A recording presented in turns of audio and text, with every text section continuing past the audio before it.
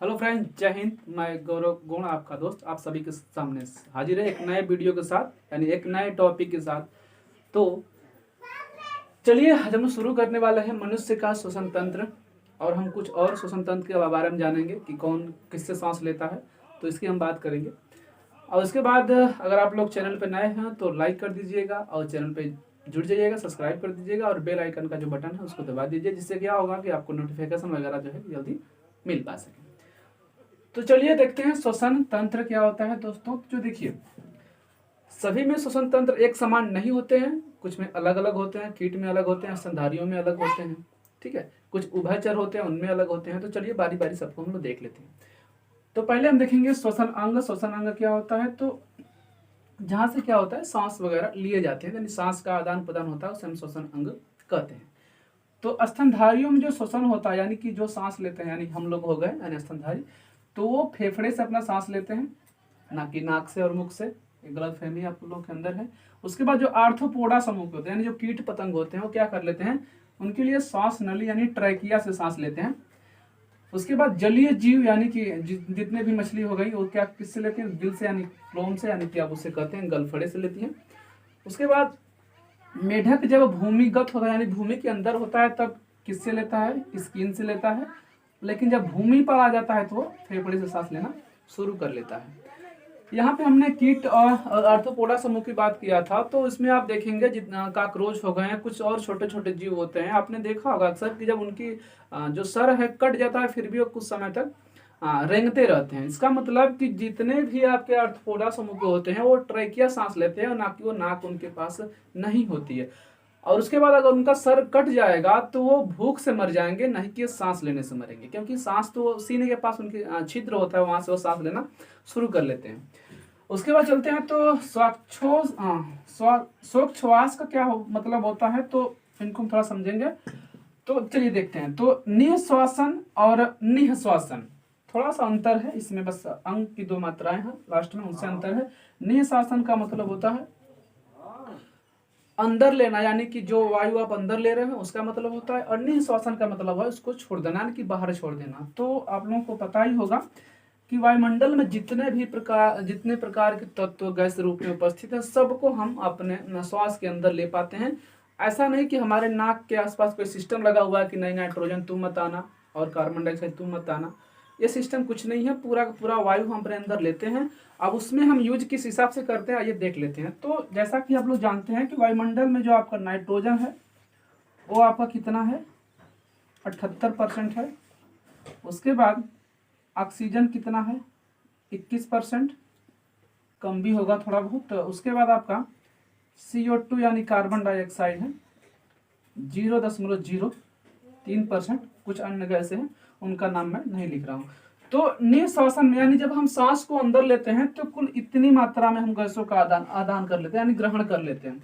उसके बाद हम जब निःश्वासन करते हैं यानी जब सांस छोड़ते हैं तो उसमें क्या होता है, अब देखिए नाइट्रोजन का कोई मतलब तो है नहीं, उसका हमारे सांस से कोई संबंध ही नहीं है। तो हम जितना नाइट्रोजन उतना छोड़ देते हैं, यानी कितना 78% जितना नाइट्रोजन होता है उसको हम छोड़ देते हैं।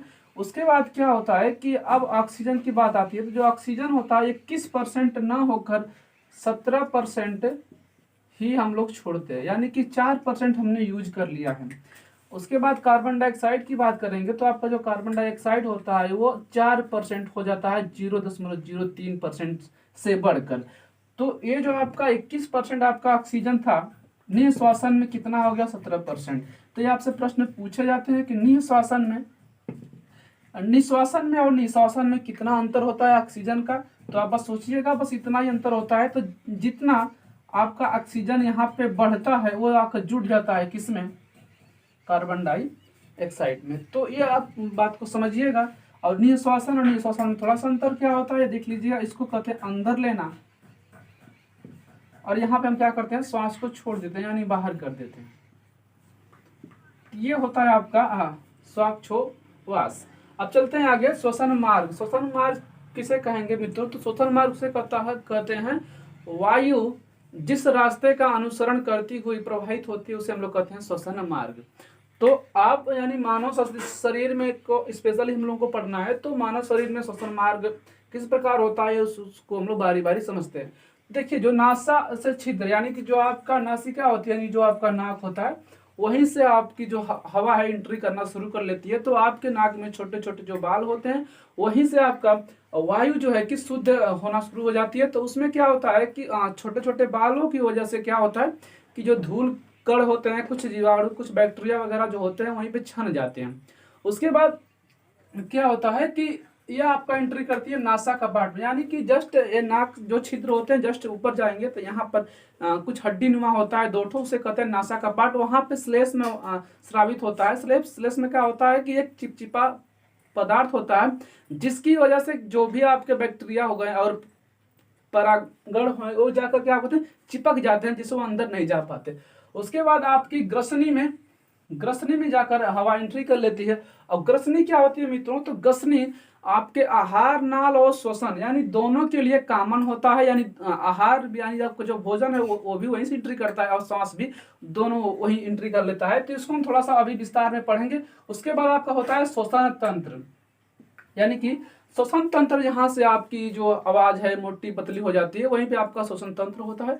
तो उसके बाद आपका श्वसन नालिका में यानी कि ट्रैकिया में आपकी जो है कि यहाँ से एंट्री कर लेती है, हवा आ जाती है यहाँ तक। आप लोग जानते हैं कि यहीं से आपके आर्थ्रोपोडा समूह यानी कीट जितने भी होते हैं, यहीं से अपना सांस लेना शुरू करते हैं। तो बाकी इधर वाला जो यहाँ तक जो पार्ट्स होते हैं वो आपके कीट में नहीं पाए जाते, बाकी शेष पाए जाते हैं। उसके बाद आपके ट्रैकिया के बाद यानी श्वसन नालिका में एंट्री कर लेती है। श्वसन नालिका के बाद ब्रोंकाई में एंट्री कर लेती है। उसके बाद ब्रोंकियोलेस में, उसके बाद अल्वेली, ब्लड और माइट्रोकांडिया में फाइनली जाकर आपका भोजन बन पाता है, क्योंकि दहन वहीं पे होता है। अब ये भी जानते हैं जो ऑक्सीजन एक ज्वलनशील पदार्थ होता है और दहन के लिए बहुत ज्यादा जरूरी होता है। तो अब हम लोग चलते हैं कहाँ पर, अपने फेफड़े की तरफ। तो आप लोग देख रहे हैं एक बहुत ही अच्छा स्ट्रक्चर हमने बनाया हुआ है, इसी को हमको समझाना है। तो चलिए देख लेते हैं। ऊपर का आप लोग जानते हैं हवा नासा छिद्र से नासा कपाट में, उसके बाद आपका ग्रसनी और स्वतंत्र, यानी यहाँ से उसके बाद आपका कहाँ पर आ जाती है, ट्रैकिया में आ जाती है। यानी कि एक ट्रैकिया आप देख रहे हो, एक लंबी सी नली है, इसको ट्रैकिया कहते हैं। और ऊपर हमने कुछ ऐसे कर्व नुमा बना रखा है। इसका मतलब क्या होता है, तो ये आपकी एक कार्टिलेज, एक हड्डी होती है, हड्डियों का एक प्रकार है कार्टिलेज।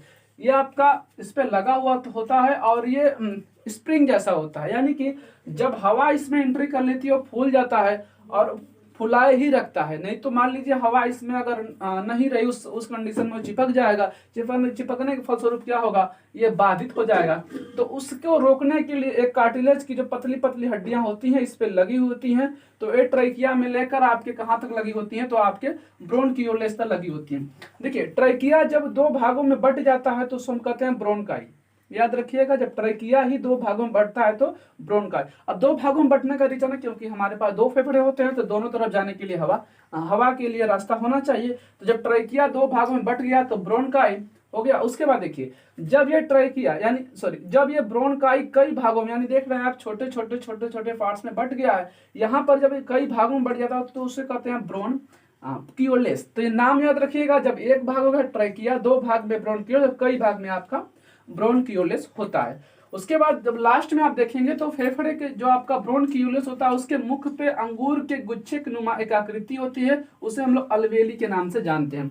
अधिक से अधिक काम यहीं पर होता है। वायु में जो सभी हानिकारक तत्वों को, हानिकारक गैसों को जो छानने वाला काम कर लेता है, ये आपका अल्वेली ही कर लेता है। यहाँ पर आपका उपस्थित होता है क्या, एचबी यानी कि हीमोग्लोबिन, आपका ब्लड वेसल से यहीं पे उपस्थित रहता है। इसको चाहिए क्या, इसको चाहिए ऑक्सीजन।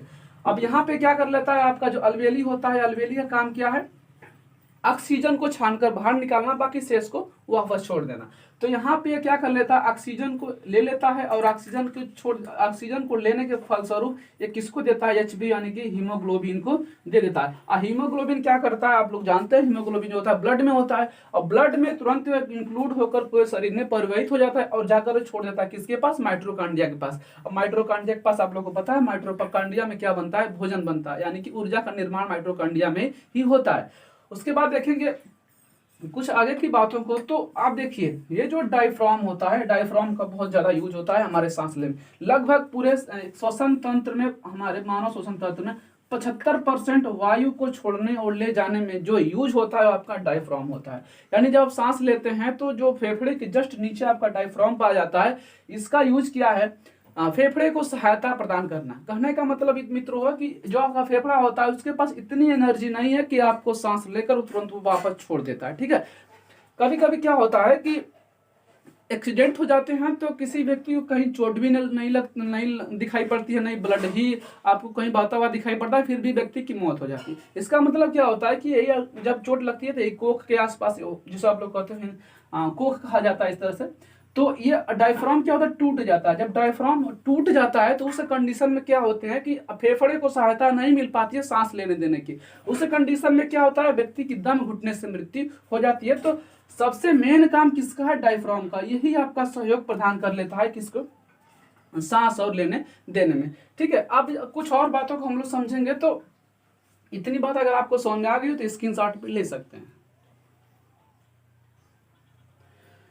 समझ तो आप लोगों ने ले लिया होगा। चलते हैं आगे, इधर की बातों को मिटा देते हैं और चलते हैं, कुछ और बातों को समझा जाए।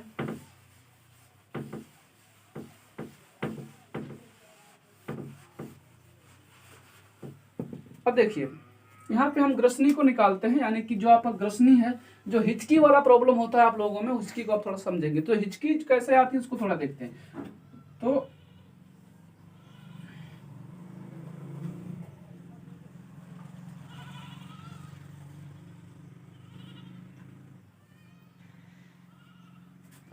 ये आपका फूड हो गया, इधर आपका एयर, ये आपका ग्रसन। ठीक है, यहाँ पर एक प्रकार का स्विच के आकार का लगा हुआ होता है आपका एपिग्लोटिक।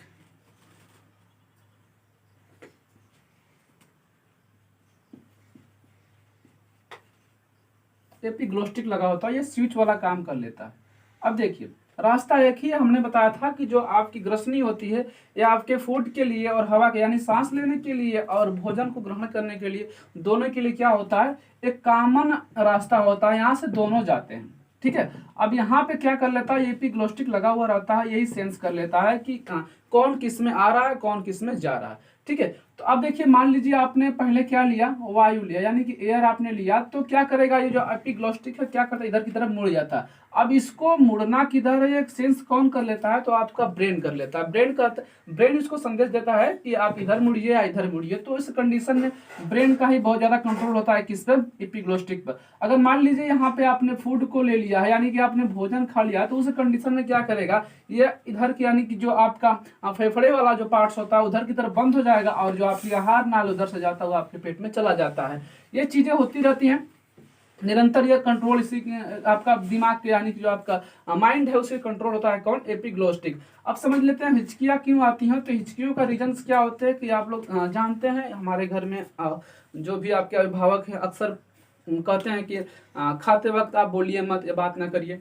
ऐसा आपके संस्कार वगैरह में, संस्कार जो होते हैं उसमें एक बातें कही जाती हैं। तो अब ऐसा क्यों होता है, क्योंकि आपकी और भी बातें, जैसे आप बाइक से चलते हैं तो उस समय भी ये कहा जाता है कि बाइक चलाते समय मोबाइल फोन का यूज ना करिए। इस कहने का मतलब है जो आपका माइंड है, यानी जो आपका दिमाग है, वो एक बार में एक ही काम कर सकता है, दो काम नहीं कर सकता। ठीक है, इसी कंडीशन में गड़बड़ हो जाती है तो बहुत सारे एक्सीडेंट भी हो जाते हैं, और यहाँ पर भी तो सुसड़ी चढ़ जाती है, आप लोग जानते हैं। तो मान लीजिए आपने क्या किया, फूड को ले लिया, यानी कि आप भोजन कर रहे हो। ठीक है, भोजन अगर आप कर रहे हो तो उस कंडीशन में आप बात भी कर रहे हो। ठीक है, तो जैसे आपने इसमें भोजन को एंट्री किया, उस कंडीशन में आप बात भी कर रहे हैं, तो आपका दिमाग कंफ्यूज हो गया।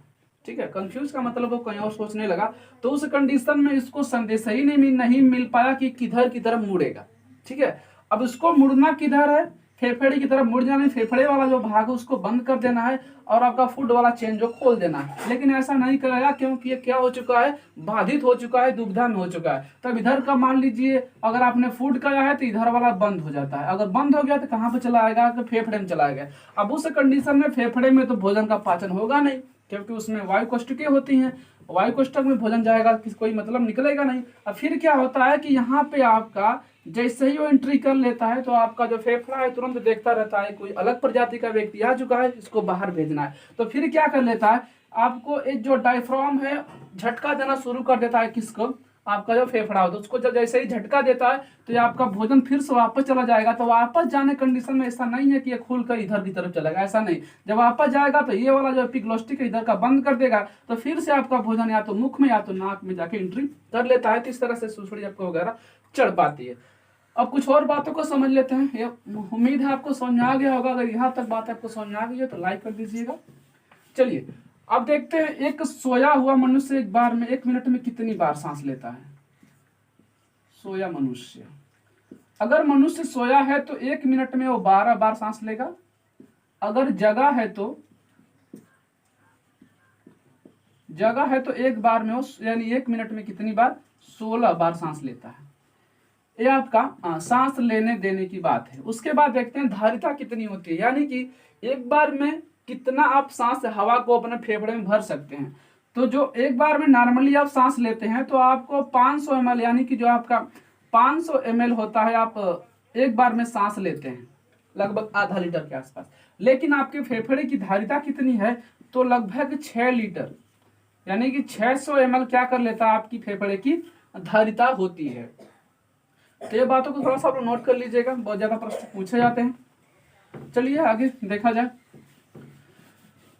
तो संभवतः सब बातों आपको समझ में आ गई होगी। एक बार फिर से देखेंगे आपका कैसे किस प्रकार का जो है कि श्वसन तंत्र एंट्री कर लेता है। तो पहले आपके नासा छिद्र से जो आपकी नाक के 2 छिद्र हैं वहां से हवा एंट्री कर लेती है। उसके बाद वो नासा कपाट में जाती है। उसके बाद कहाँ पर चली जाती है, वो आपके चली जाती है ग्रसनी में, फिर स्वर तंत्र में चली जाती है, फिर आपकी ट्रैकिया में चली जाती है, फिर ब्रोंकाई, उसके बाद ब्रोंकियोलेस, फिर अलवेली में। अलवेली में आप लोग जानते हैं यहाँ पे ब्लड वेसल्स होते हैं। ब्लड वेसल से क्या कर लेते हैं, वो पूरा का पूरा ऑक्सीजन को पकड़ लेते हैं। पकड़कर कहाँ पर परिवहन होता है, तो आपके ऑक्सीजन में यानी कि जो आपका ब्लड होता है तो उसमें आपका परिवहन करा देता है। आगे देखते हैं, तो जो आपका ब्लड होता है यानी जो आपका हीमोग्लोबिन का काम क्या होता है, 2 काम होते हैं इसको। एक तो ऑक्सीजन को ले जाना, उसके बाद वापस भी तो लेकर आएगा किसको, वहां पर कार्बन डाइऑक्साइड को आप वापस लेकर इसको दे देता है और तुरंत वो वापस की तरफ छोड़ देता है। उसके बाद देखेंगे तो जो आपका फेफड़ा यानी कि जो फेफड़े का अध्ययन है, फेफड़े का अध्ययन कहते हैं पल्मोनोलॉजी।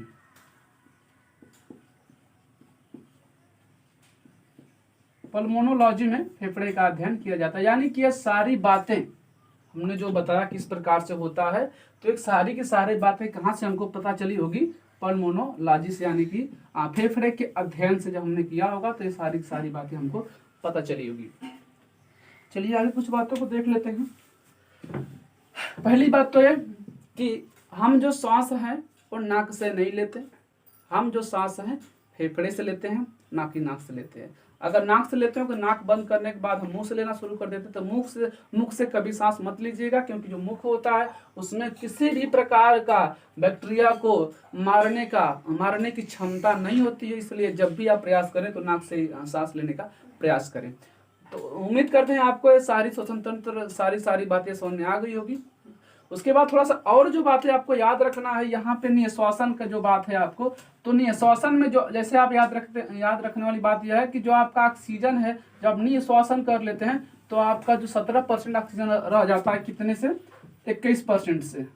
तो ये 4% आपका वेरिएशन होता है निःश्वासन में और निःश्वासन में, ठीक है। तो ये आप बात याद रखिएगा। उसके बाद जो आपका कार्बन डाइऑक्साइड है आपका 0.03 से बढ़कर कितना हो जाता है, 4% हो जाता है। तो ये भी आप बात याद रखिएगा। नाइट्रोजन आपका बराबर होता है। प्रश्न पूछे जाते हैं कि श्वास लेने के बाद और छोड़ने के पश्चात कौन सा तत्व है जो कि एक समान रहता है, तो कौन सा रहता है, नाइट्रोजन, क्योंकि उसका कोई यूज नहीं है सांस लेने में। चलिए अब इतनी बात आपको समझ में आ गई हो तो बस आज के लिए इतना ही। मिलते हैं फिर नेक्स्ट वीडियो में, तब तक के लिए जय हिंद, जय भारत, वंदे मातरम। नए हो तो सब्सक्राइब, लाइक, कमेंट करते रहिएगा।